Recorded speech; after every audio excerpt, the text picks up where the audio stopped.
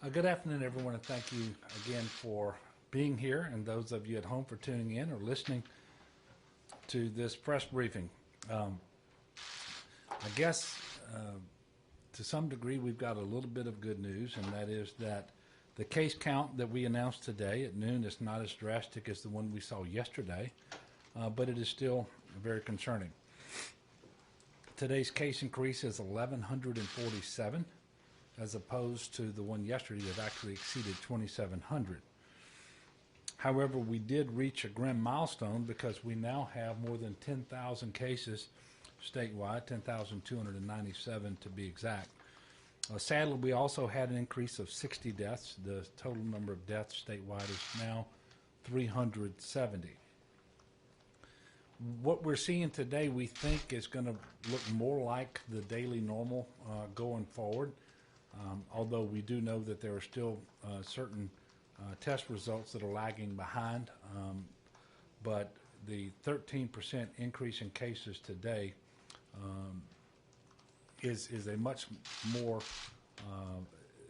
that increase is much more in line with what we expect to see day to day, not the 42% that we saw yesterday, and that's really what I'm trying to communicate to you.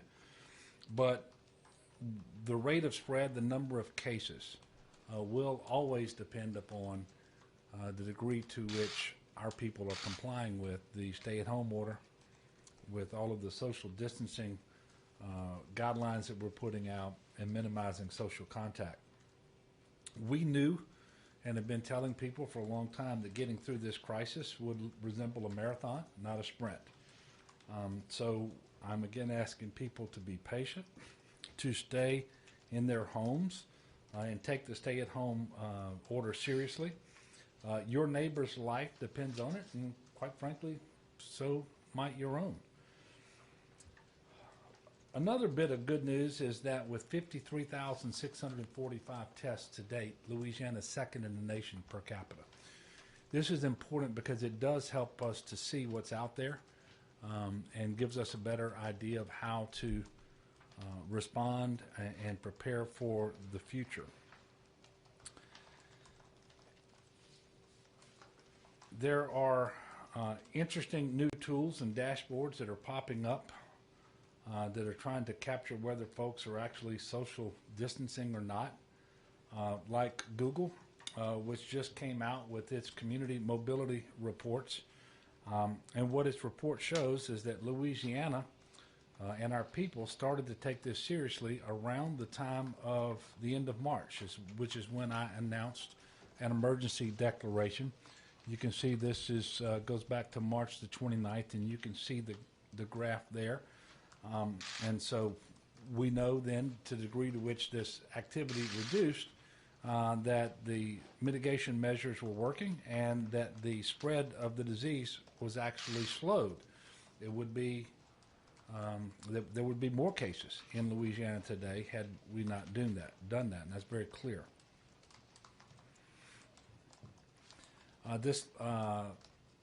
Unfortunately, there's other social distancing dashboard by Unicast out there, which is based on aggregated cell phone data that shows that there are still a lot of Louisianans who are not taking this seriously, not complying. And perhaps it is because, for some reason, I have not impressed upon all of our citizens the consequences, the dire consequences of not staying at home.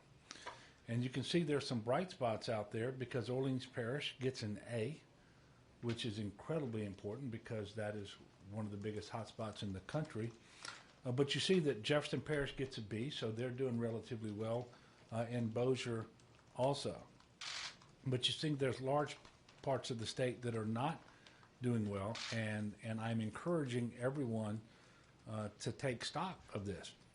As we mentioned before, this is a statewide problem with respect to the novel coronavirus and the COVID-19 disease.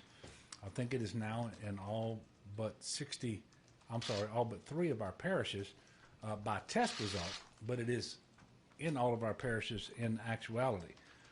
So this is a statewide problem. We need everyone paying more attention to the stay-at-home order and being more compliant. You know, modeling is something that we've talked a lot about, and it's been talked about at the national level. And I know a couple of nights ago, or maybe 3 nights ago now, that from the White House they did a press briefing where they put up some modeling, several different models as I recall. But it's essential that we use modeling to determine how we can best respond to COVID, but also to illustrate to the people how they should best be responding to this, and that is through those mitigation measures that we've been talking about. It helps us to know what we can expect to need in terms of beds and ventilators, and when we might expect that we're going to exceed our capacity in certain regions to deliver life-saving health care. So today we're going to go through a chart with you to help you better understand how the mitigation measures, the social distancing measures, the stay-at-home order, are impacting our communities by slowing the rate of spread. And we're going to specifically focus on Region 1, which is the New Orleans area, because that is where we have the greatest data to analyze. That means the modeling is more mature, and certainly we are working to develop the same information for all the regions of our state, but this is the one that we have today that we wanted to go through with you. This modeling is a collaborative effort between the Department of Health, LSU, the University of Louisiana at Lafayette, Ochsner Health, and Blue Cross Blue Shield of Louisiana.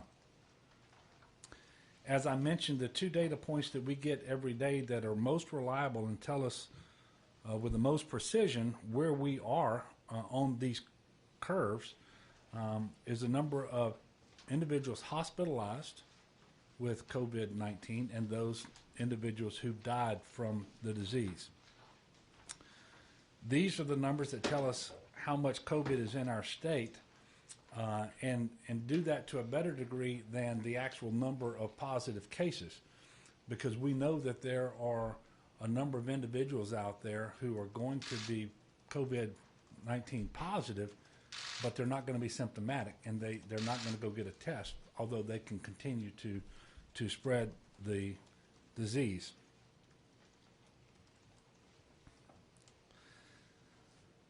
So we have indications, quite frankly, that are giving us some hope, a glimmer of hope. It's still early, but we do know that the amount of compliance that we're getting is not enough in order to have the best possible outcome. So to those of you out there who are complying, thank you very much. I sincerely appreciate, and the overwhelming majority of the state of Louisiana sincerely appreciates what you're doing. You really are helping.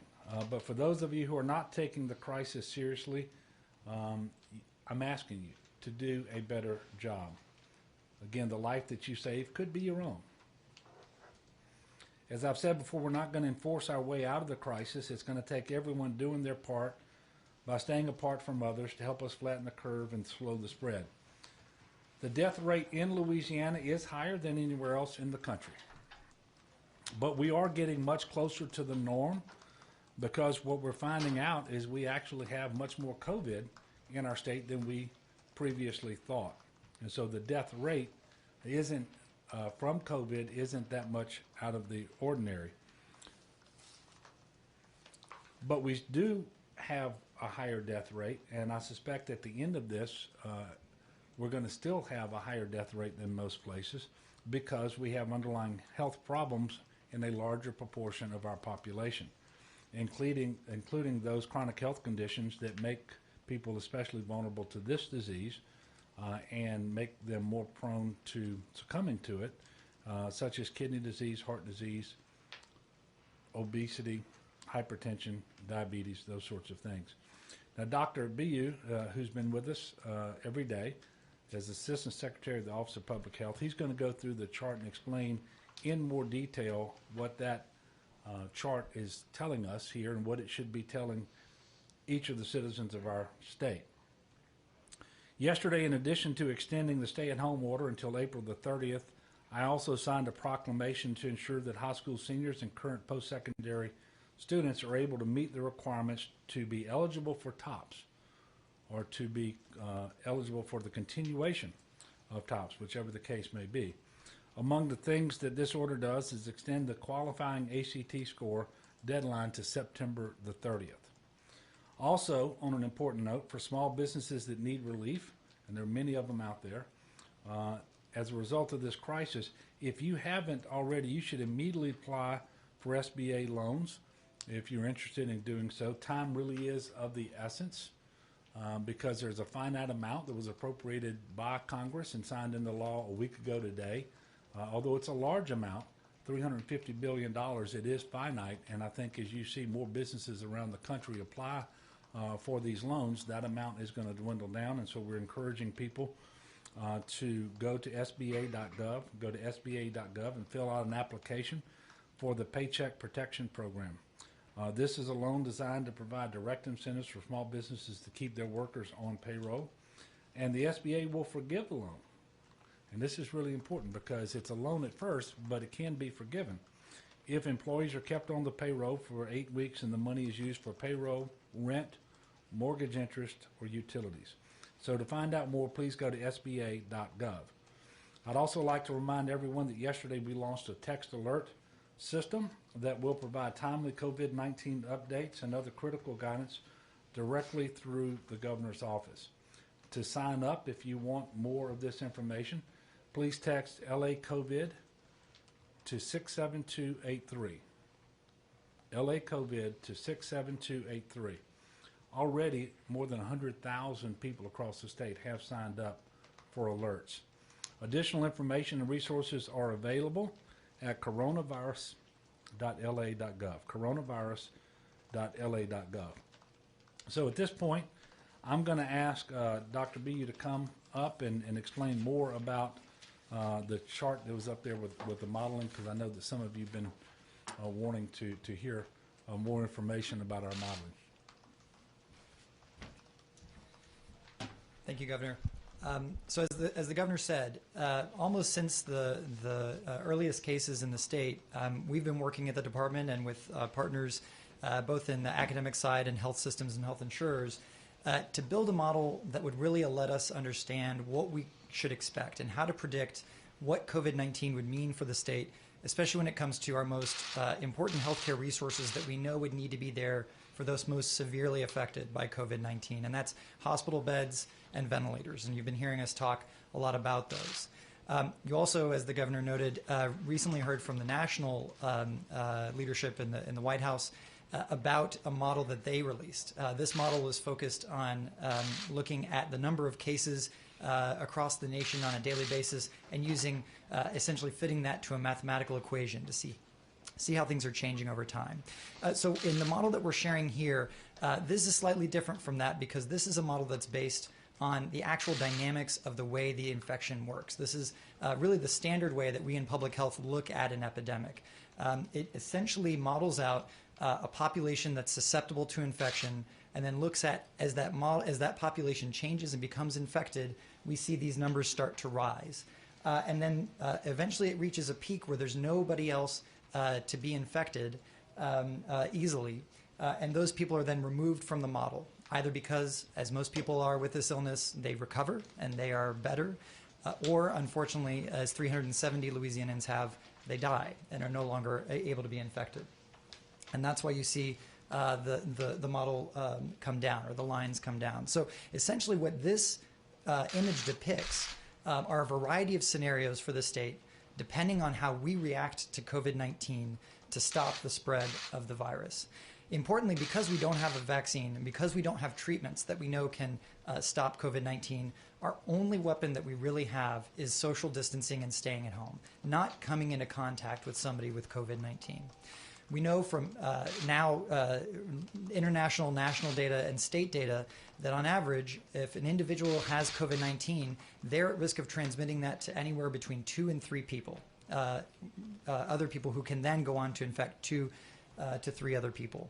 And so left unchecked, that leads to a really rapid rise in cases. And if we look at this graph, the thin red line there that says baseline depicts that scenario, where anybody who has the virus is really not doing much beyond potentially staying home if they're severely ill to stop the spread of the virus. And what you can see on this graph is that we're plotting the daily hospitalizations, number of new hospitalizations on the vertical axis, and then we're showing you time starting in March with our first cases and going through till March of the next year. So this is a year-long look.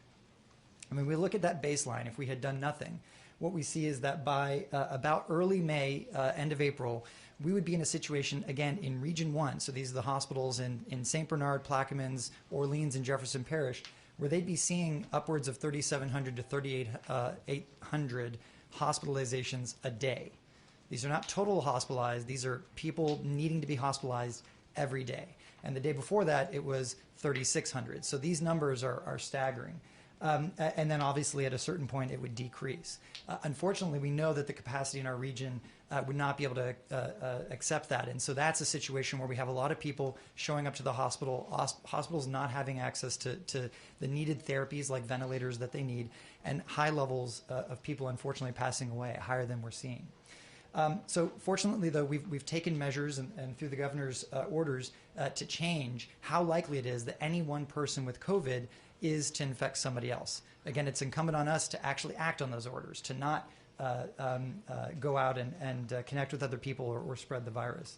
But that's what's depicted here on the other graph. So I'm going to first take you to the blue line, and that right next to it says effective social distancing. So if you remember, shortly after we had our first week of cases, we put in force social distancing rules. So this means people were encouraged to stay home when they were sick. They were encouraged to wash their hands, cough and sneeze into your elbows, and most importantly, stay 6 feet away from people and not have big gatherings. Initially 250 people or less, and then we moved to 50 and now less than 10. So what that graph depicts is what happens to hospitalizations if we just did that. And what we can see is it not only decreases the peak, but it pushes it further away.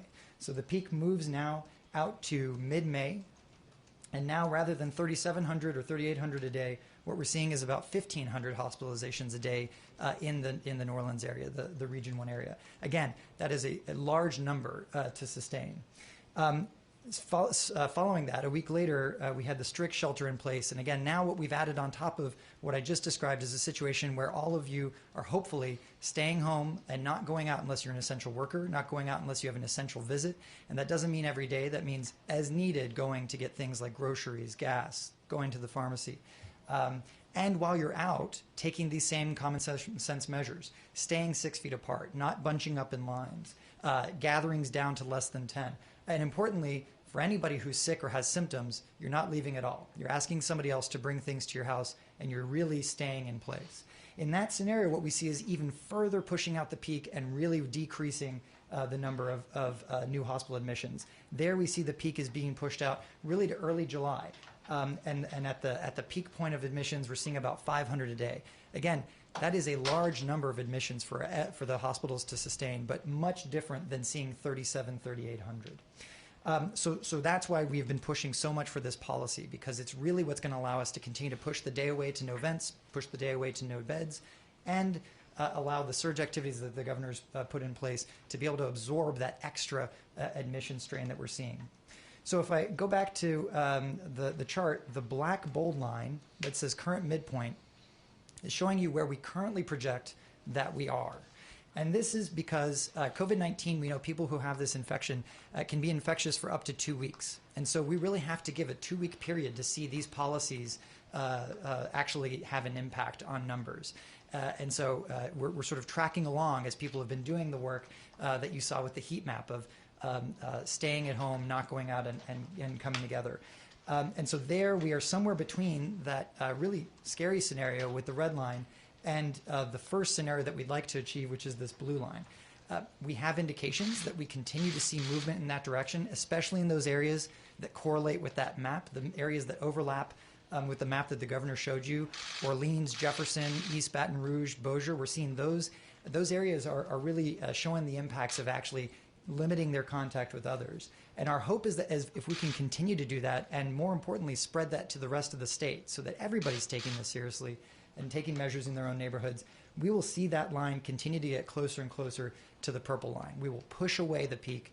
We will decrease the number of daily hospital admissions and make it more likely that we're actually able to have the surge measures that the governor's put in place actually be able to absorb those extra admissions. And we're showing you hospitalizations here, but as the governor said, the things that we're tracking through this model are hospitalizations and deaths. And we want to avert deaths most importantly as well.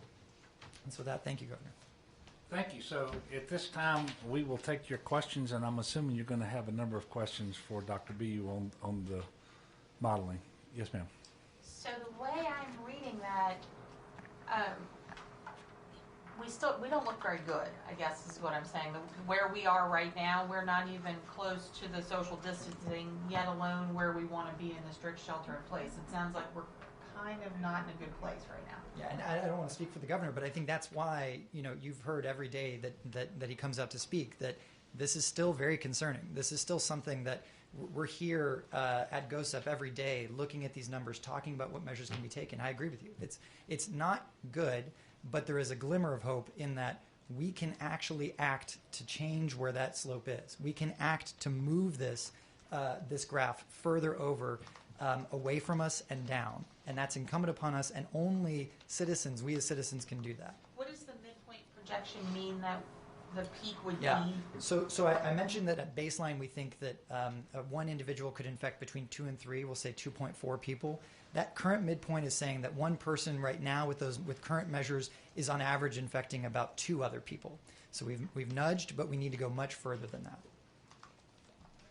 And that doesn't sound like a big difference, 2.5 to 2 people, but when the growth is exponential, those small differences make a really big difference in the aggregate and over time, because it isn't just that an individual might infect 3. Those people could turn around and infect 3 each and so forth. But if you get it down to 2.4 to 2 to 1.7, the lower that is, the better off you are. And I guess the thing that I've been trying to communicate consistently is that really, even under our best case scenario, it is an extremely tough situation for our hospitals. And we do expect that at some point we're going to exceed our capacity as it relates to beds and it relates to ventilators. And understand, we're comparing beds to COVID patients. You still have non-COVID people who have to be in the hospital. Heart attack victims, stroke victims, motor vehicle accident folks. There's all sorts of folks who have to be in the hospital. And so, and by the way, some of those people require ventilators too, and intensive care beds. And so this is really serious. We're doing this every way that we can to try to get the attention people to get more compliance so that we get the lowest transmission rate possible. And I'm gratified that it appears over the last several days the talking points that we've been delivering here have been echoed and reinforced by those coming out of Washington. So there is no daylight between what we're saying to you in the state of Louisiana and what's being said coming out of Washington, D.C. Yes, sir. So going back to that strict shelter-in-place line, that's not you implementing stricter shelter-in-place rules. That's residents strictly following them? That is if the people follow the order strictly that is already in place. So yes. More so than they're doing now. Yeah. So, I mean, that tells, yes. I mean, and we can always have better compliance, even in places like New Orleans and Baton Rouge and Jefferson and Bossier, where it's better than elsewhere in the state. We know that it's not 100%. But so everybody can do better. But if we did adhere in a real positive way to the current orders around sheltering in place, keeping the schools closed and that sort of thing, we would be down along the purple line. And so where we are right now is somewhere between the worst case scenario and the best case scenario. But to the degree we get compliance, we start moving and keep moving and get closer to the best case, and less people will die. That it is really that simple, because sometimes we can kind of lose ourselves in the numbers and the graphs and so forth. But to the degree that people comply with the orders, then less people are going to die. It is literally that simple. Yeah. Would that mean the strict shelter in place would be in effect all the way to September, October, based on what that graph is showing? Well, it would have to stay in place in order for that line to follow out all the way. Now, look, we don't know that we're ever going to get on that graph, and so we don't know whether we stay on the purple line or on the blue line or somewhere in between them.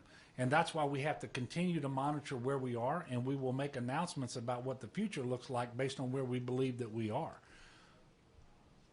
And by the way, the underlying assumption for at least one of the models shown by the president the other day had the mitigation measures staying in place for the month of May. And I know his current emphasis, and by the way, my order too, it takes us through April the 30th. But in order to keep the deaths in the country between 100,000 and 240,000, which is what they were talking about, that assumes that the full mitigation measures stay in place through the month of May for the country. Just so you understand that. Yes, sir. As far as this modeling goes, how do you, in talking about the current midpoint projection, this I assume takes into account even when 4 Region 1 hospitals would be overwhelmed in early April? How does, like you mentioned yesterday, April 7th for vents, Yeah. April 12th for beds. So this would just make that even worse, up to 2,500 hospitalizations a day. That's with everything already overcapacitated. All right.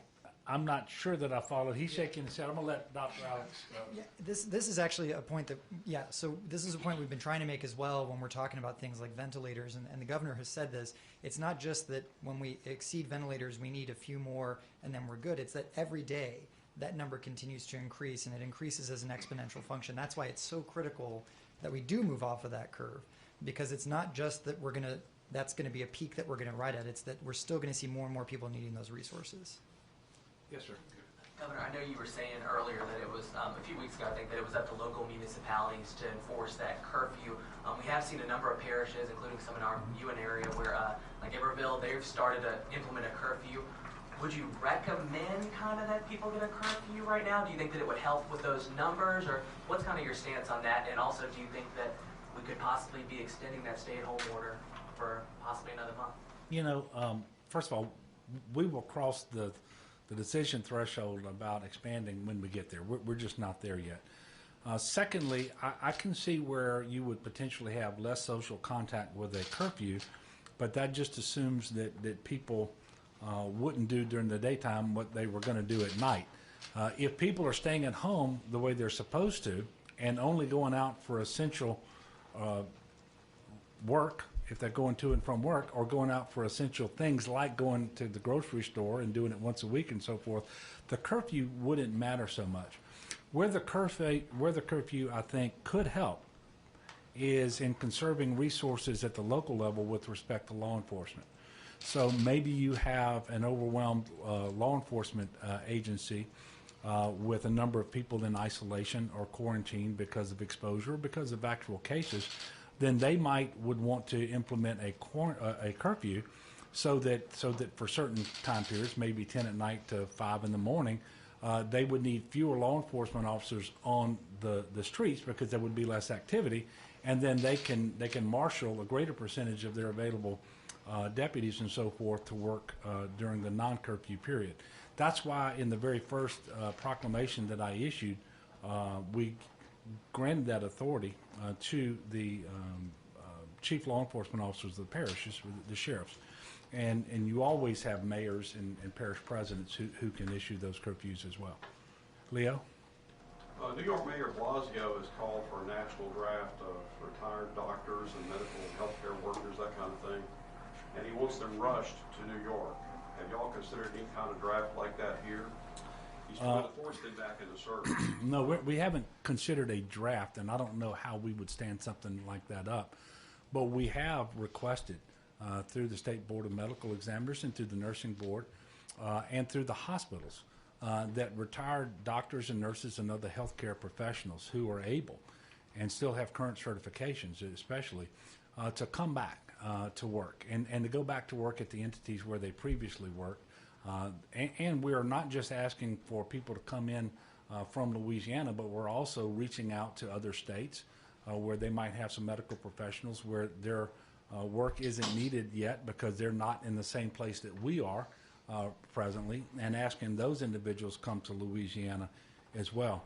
And as much as I love New York, I'm not interested in having our professionals drafted and sent to New York because we know we have real problems here in Louisiana in the not too distant future with respect to our capacity to deliver health care, and it is dependent on a number of things: beds, ventilators, and staff. And this really is one of the hardest things about standing up these standalone medical monitoring hospitals like we're doing in the convention center. You still have to staff it. And so you got to be able to find the doctors and nurses. And very, very difficult things to do. Melinda?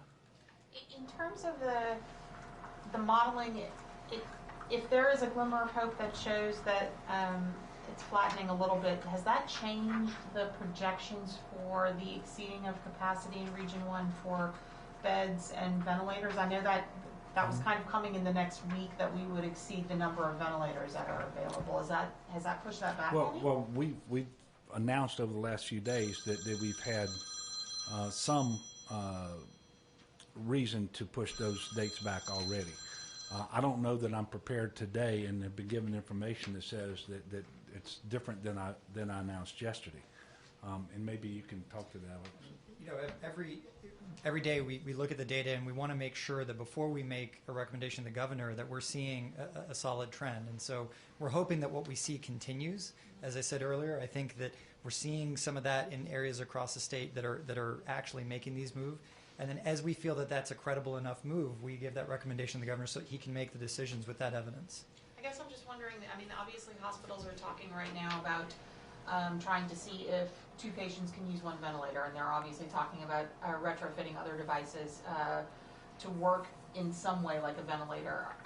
Are we still on track to see hospitals needing to use those kind of tools in the next week? I don't know about the next week, but I think that we are. So we've also been aggressively pulling in anesthesia machines, looking at anywhere we can get a ventilator, bringing as much of that to the front lines as possible. I do think, though, over the course of what's going to be going on in the state, we would very much, probably need to be using those things. And our ability to be successful in getting future allocations of ventilators out of the Strategic National Stockpile will depend, at least in part, on our having done those things. Because we are having to justify our request with ventilators from that stockpile with information about the actions we have taken to make maximum use of all these breathing machines and these anesthesia ventilators, to identify them, round them up, and get them to our Tier 1 hospitals, and we're doing that right now. And I do have a little bit of good news on the ventilator front. 100 ventilators did come in earlier today. They're en route to Region 1 hospitals as we speak, and those came not from the stockpile but from a vendor of ventilators that we've been able to get ventilators from, and that is I think about 300 ventilators that we've sourced from this one vendor over the last 3 weeks, and we're going to keep doing that everywhere that we can. And so when we do that, we generate just a little bit more capacity, and then tomorrow they will look not just at deaths and hospitalizations, they're also going to look at the new number of ventilators on hand, and that's why we keep inching back. But even when you're inching back in time, in terms of the date at which we're going to exceed our capacity, there does come a time in every single one of these models that we're seeing where we do exceed our capacity to deliver health care. And that's what I'm trying to make sure people understand. And the degree to which we exceed that capacity will depend upon our social distancing and whether we adhere to the mitigation measures. And we literally have it within our collective power to decide whether more or fewer people will die from COVID-19. It is just that simple. And I know people aren't accustomed to it, and look, it's hard for me to even say it, but those are the facts of the matter. Yes, sir. What is our capacity? How many hospital beds do we have in Region 1? Oh, I didn't bring that information here with me today, and it changes. I mean, it changes every day. So I think in aggregate, there's something around maybe 4,000 that we're looking at in ICU beds, maybe 10,000 total beds. We can get that information for you, and it's on our website, and actually it's on our dashboard now, available beds and available vents. And but again, these are daily admissions. I just want to make that clear. Right, we're talking about. If I'm understanding that correctly, is that you say you've got 2,000 today and 1,900 yesterday, and that's 3,900 that were taught In a 2-day period. In a 2-day period. So it accumulates. Yes. yeah, and you have to be careful because you have to back out the NICU beds, for example, because they're not going to be suitable for the patients coming in with COVID-19 either. And I do want to point out, it's not just that we're surging now as it relates to ventilators and our medical monitoring hospital, which, by the way, I think is going to be open for you all tomorrow in New Orleans if you want to go down to take a look at that, and I hope you will. We also have asked our hospitals to expand their capacity within their existing footprint, and they're doing everything that they can to stand up more ICU beds. In New Orleans with Oxnard, in New Orleans with LCMC, here in Baton Rouge with Our Lady of the Lake in Baton Rouge General, up in Shreveport.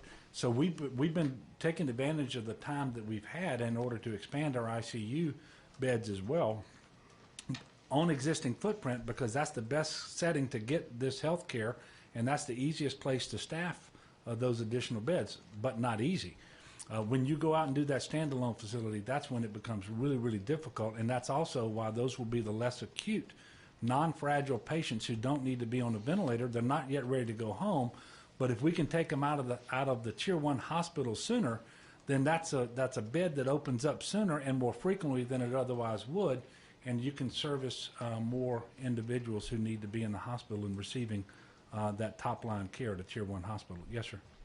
As far as your conversations with White House President, Vice President, obviously throughout this outbreak there have been more focuses and priorities as we go in day to day. What right now in your conversations, in your most recent conversations with the White House, is the focus for you as far as federal assistance or help with Well, it is the same thing I've been saying here for several days now. The biggest issue in the nearest term is ventilator capacity.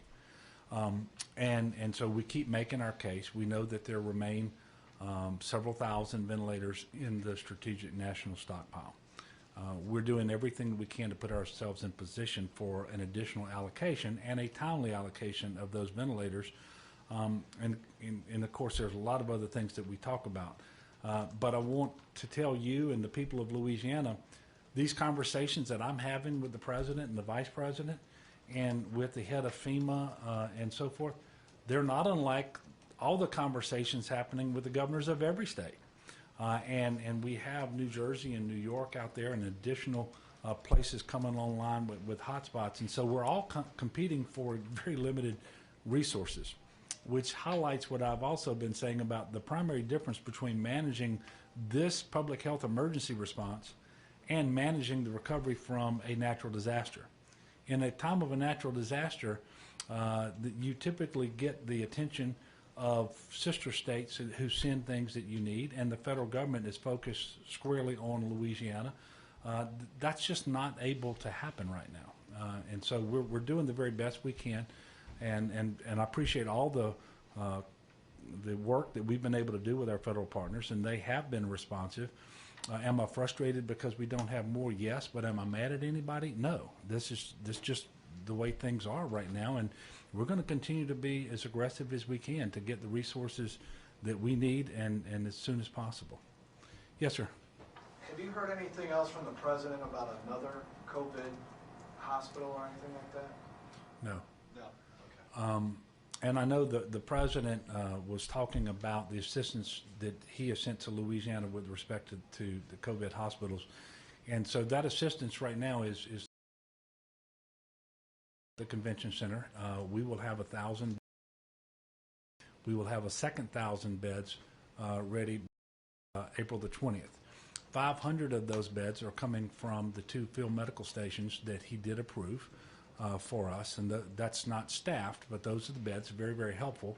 And then we have a medical detachment coming from the Navy from Jacksonville, Florida.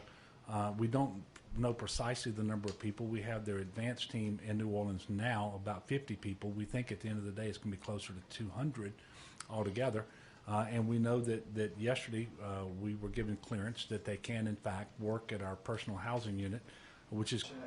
I know your main priority is limiting COVID-19 deaths, but how much do you think about the people as with your stay-at-home order? I know you're not ready to go there. Potential. What do you say to those people who are now out of a job because and all the factors? Yeah. How much do you think about that? I know your focus is on COVID-19, but so many people are at home wondering where my next paycheck's coming from. Well, first of all, we think about it a great deal, and I get briefed on it every single day, the number of unemployment claims. The period of time that you have to wait before you file your benefit. I've waived the job search requirements. We're working hard to expedite taking those claims, getting those payments made. We're working with the federal government for the enhanced benefit of $600 a week that we will add to the $247 state benefit. We're doing those things. We are working with small businesses to make sure that they take advantage of the loans through the SBA that can be forgivable to the extent that I spoke about them earlier. We stood up a loan guarantee program here in Louisiana where the state is going to incur 20% of the risk of those loans in order to spur our banks to give small businesses loans of up to $100,000. Where for 3 months there's no interest and there's no payments due, 3.5%, which is less than what they're going to be able to do with the SBA. And we're leaning forward, trying to do everything that we can to stand this economy back up. Look, I just got a report about what our true February unemployment by 1.3% in Louisiana. We had the 4th fastest growing economy in the country. We had unemployment rate numbers that dropped to 4.3%, I think it was. And so we were doing really, really well. We want to get back there just as soon as we possibly can. But I will tell you, you're not going to restart the economy when you don't have the hospital capacity to render life-saving care to thousands of Louisianans, not just in New Orleans, but all over the state. And so we do first, and we're going to be leaning forward, and we're consulting with people in the sector to figure out what we can do to best position us to move forward as quickly as possible. But these are very, very difficult challenges, and the question was, do I think about them? Yeah, I think about them, and I don't just think about them. We're working to make sure we're doing what we can now, and that we're positioning ourselves to open the economy back up and get people back to work and get businesses open again just as soon as we possibly can. But the virus, to a large degree, is going to determine when that is. I mean, that's just the fact of the matter. Look, I want to thank you all again. We don't have another press briefing scheduled. I can assume that we will do one for sure on. You all are invited to go down to the morning tomorrow, and I know there'll be that. If we have a need to brief you all tomorrow or on Sunday, we certainly will, and we will to get here. So again, I want to thank those Louisianans who are working hard to comply with the stay-at-home order and social distancing and all the mitigation measures. I encourage those who are not to do better, to lift one another up in prayer to get through this. Louisianans are strong, resilient people, and that's going to serve us well over the coming weeks and months. And we are going to get through this. I have no doubt about that. But it's going to it's still the case that it's going to get worse before it gets better. But we have the power to determine just how much worse it gets. What I need people to understand, and that's what I need of the press to help with the messaging. That remains the most important message for people to get all across Louisiana, because there's actually hope in that. We're not consigned to some future that we have no control over. We can do something, and the sooner we do it, the better, as you saw from the modeling. Thank you very much.